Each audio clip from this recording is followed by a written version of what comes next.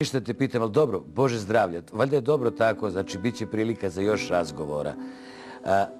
Zamolio bih te da, jel bi bilo greota od Boga, Bog bi me kaznio, kada te, ne znam, ne bi naterao da mi kažeš neki stih za kraj ovog našeg druženja. Ja ću tebe sad da iznenadim.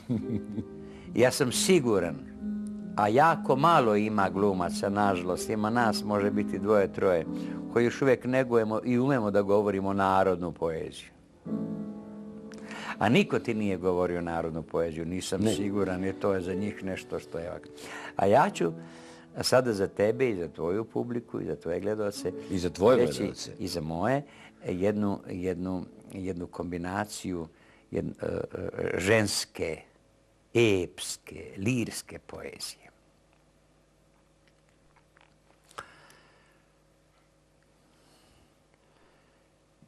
Bože mili čuda velikoga, ili grmi, ili se zemlja trese, ili udara more o mramorje.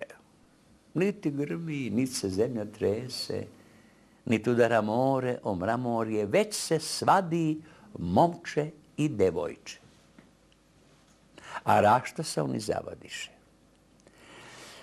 Žetvu žela lepota devojka, zlatnom rukom i srebrnim srp.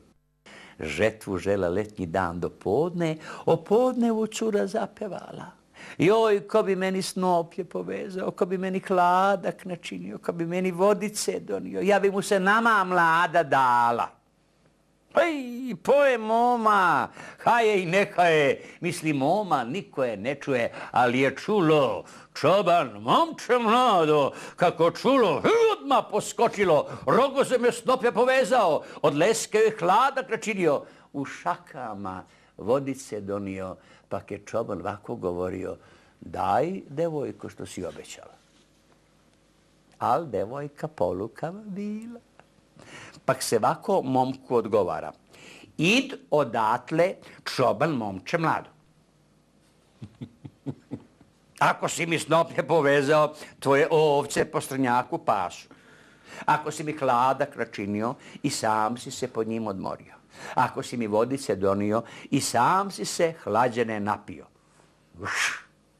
Tak se kladi momče i devojče da spavaju,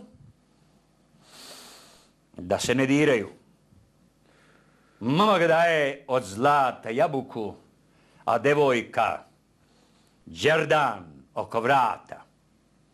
Što rekoše, tako učiniše, pak legoše u meku postelju.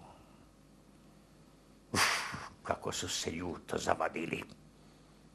Jedno drugom leđa okrenuli. Kad je bilo noći o ponoći, progovori lepota devojka.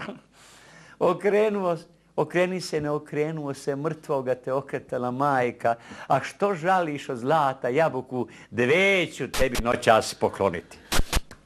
Čeka. Hvala ti puno.